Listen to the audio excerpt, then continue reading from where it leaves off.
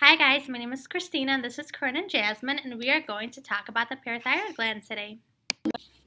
Hi. So there are four parathyroid glands and they are located in the neck posterior of the thyroid gland. These glands are approximately the size of a grain of rice. Now, these may be very small, but they are super important. In fact, they are so important that there are four of them just in case one of them goes wrong. Like Jasmine was saying, the parathyroid glands are very important to us, and the reason that they are so important is because they're regulating the levels of calcium in our body. Now, it's kind of easy to think about how this works if you think about the heaters in your house. So in the winter it gets cold and we turn on our heat. Now, our thermostats can sense what the temperature is in the house, and so if it gets too cold, our thermostats tell the heater, go ahead and pump some heat into the home and release the heat to heat it up.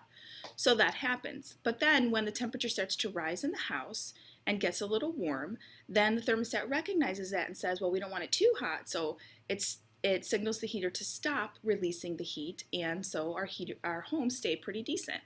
And that's kind of how the parathyroid hormone is working. So when the calcium levels are low in our body, our parathyroid, not hormone, sorry, our parathyroid gland has these receptors on them.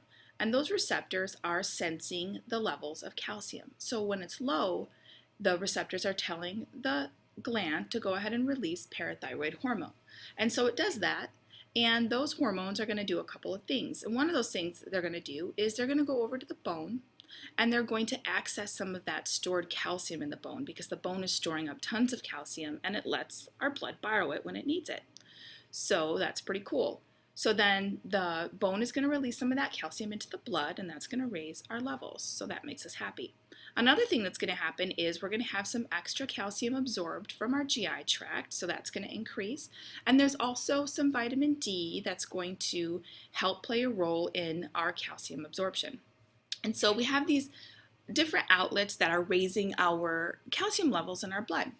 So now things are getting better and our receptors are sensing, okay, so we have some calcium in the blood, we're having a good amount, and so what's going to happen is our parathyroid hormone is going to stop producing the parathyroid hormone because we don't want to have too much calcium in our blood. Okay, and so it stops and we're happy with our great range. And so this cycle continues to happen over and over in our bodies 24 hours a day, 7 days a week. So those parathyroid glands are pretty hard working. And it's keeping us in a very narrow range of calcium levels from about 9 to 10. And that's how our parathyroid gland works. So, I don't know, Jasmine, do we really need calcium? Do we? Do you like walking? Do you like your muscles moving? Do you like your nervous system communicating? I think so. Yeah, then we really do need it. So, Jasmine, what are some problems that can happen with our parathyroid glands? I don't know. What are they? We can have hyper and hypo. In this picture, we see a thyroid with 4 parathyroid glands on it. The enlarged gland is our hyperparathyroid. Hyperparathyroidism occurs when the parathyroid glands makes too much PTH. PTH helps regulate the level of calcium, vitamin D, and phosphorus in our bones and blood. Some people with this condition don't experience any symptoms at all, while others might need surgery. There are 3 types of hyperparathyroidism. Primary occurs when you have a benign tumor and at least one of your glands causing oversecretion of PTH. Secondary is when you have a problem with vitamin D deficiency, malabsorption, and chronic kidney disease or hyperphosphatemia. So get this. A person has a chronic kidney failure, they're on dialysis. Because of this, their parathyroid gland is functioning abnormally. After receiving a kidney transplant, the malfunctioning parathyroid can damage the new kidney. This would be your tertiary reason. So these are the different types of parathyroidism. Oh, hey, Corinne, how are you? Sorry, I'm late. It's okay, Chris. How was your weekend? Good. How's your night? It was long. I'm ready to go. Are you ready? I'm ready. Okay, so yesterday we had a patient, 4-year-old female, come into the ER. She was complaining of back pain and dysuria. So the doctor went ahead and ordered her labs and a CT scan. She was also very irritable upon admission as well. So her scans revealed that she has kidney stones, and her labs revealed that she has an elevated calcium. She also has a history of some elevated calciums in the past. So the doctor went ahead and ordered a ultrasound, and the ultrasound revealed that there is an overactive parathyroid.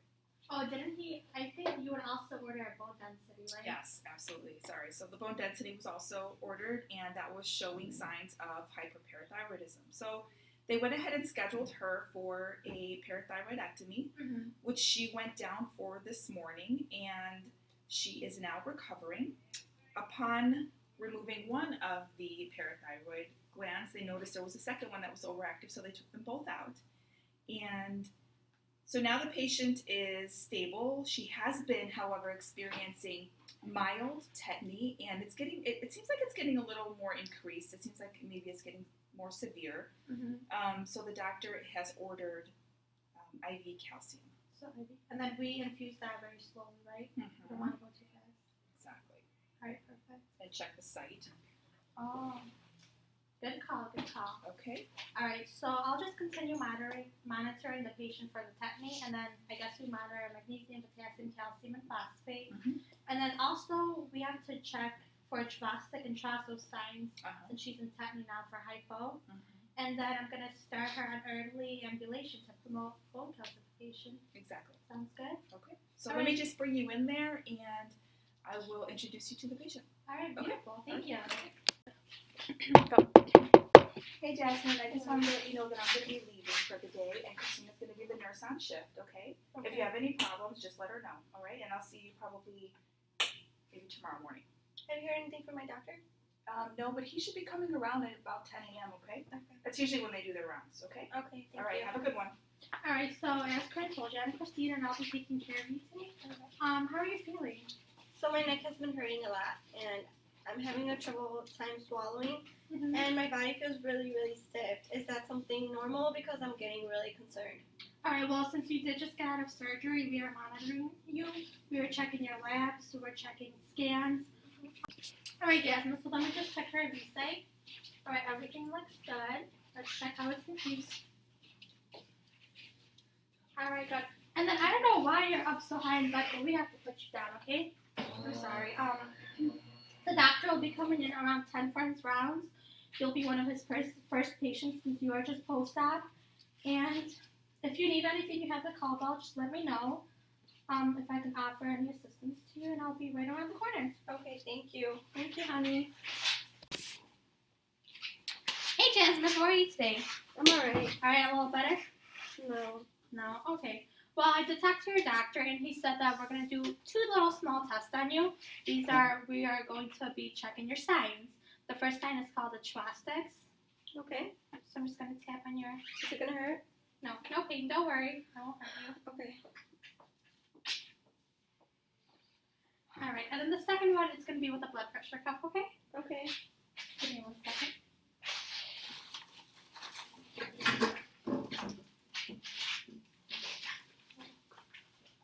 All right, so let's see your arm. No, we have the IV this time.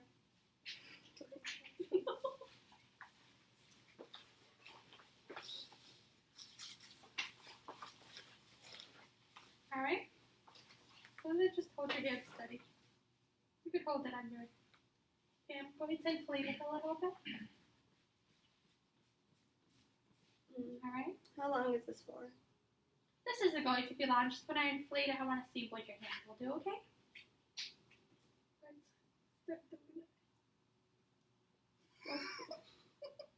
What's going on with my arm?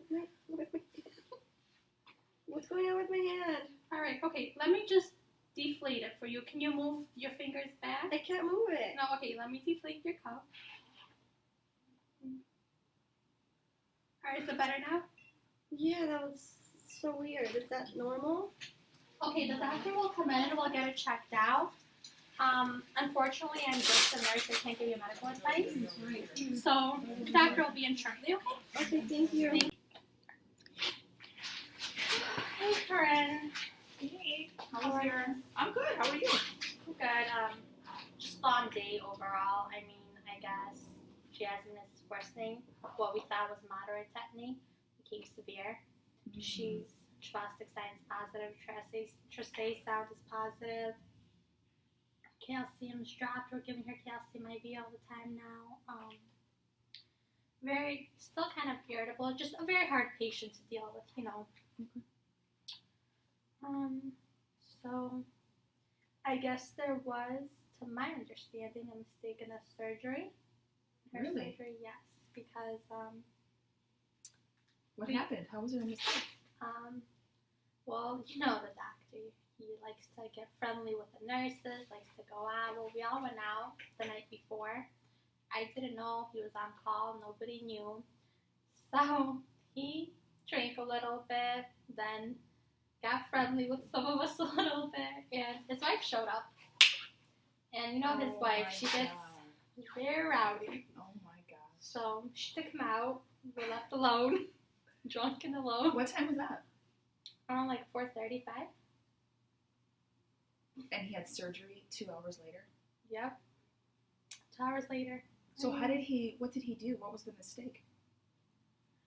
From what he told me, we were talking about it, he might have cut off the vascular supply to the other 2 parathyroid glands.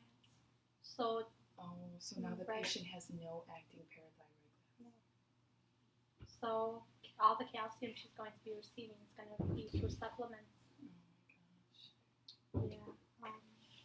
Yeah. Shouldn't drink and be a doctor. So hot but so dumb. Hello. So, if this were to happen, because there are no longer any parathyroid glands, patient has to regulate their own calcium levels. And they're going to do this by multiple calcium supplements a day, increased calcium diet, vitamin D supplements, and 3 to 4 visits to the doctor to check their calcium levels a year.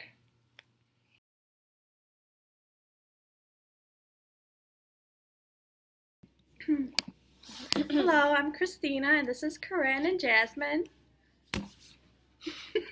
And we're here to talk about parathyroid glands.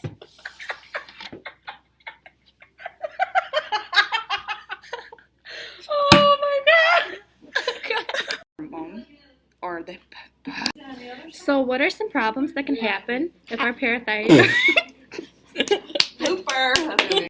So, we're about to begin. Enjoy. Say all those other things. Keep going! Keep I going! just said I don't fucking know. I don't. Why would you say I'm that? trying to get into it. All right, so I'll see you. Why did you laugh? The whole thing has to be done. I gotta disconnect it from when I leave. Anything! Anything! Anything! Hey Jasmine, I just want to let you know that I'm gonna be leaving for this.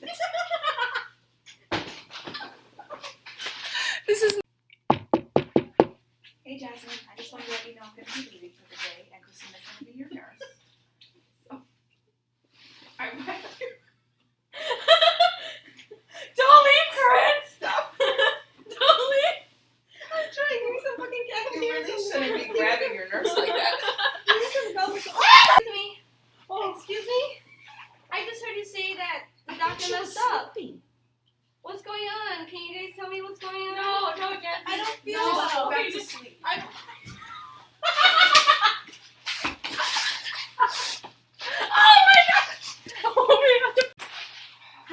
So, as you guys heard, what happened? The doctor messed.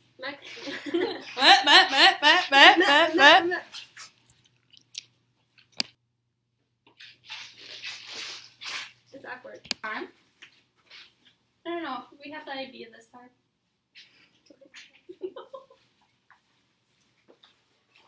Let's do this. Hey Christina, I'm gonna be leaving for the day.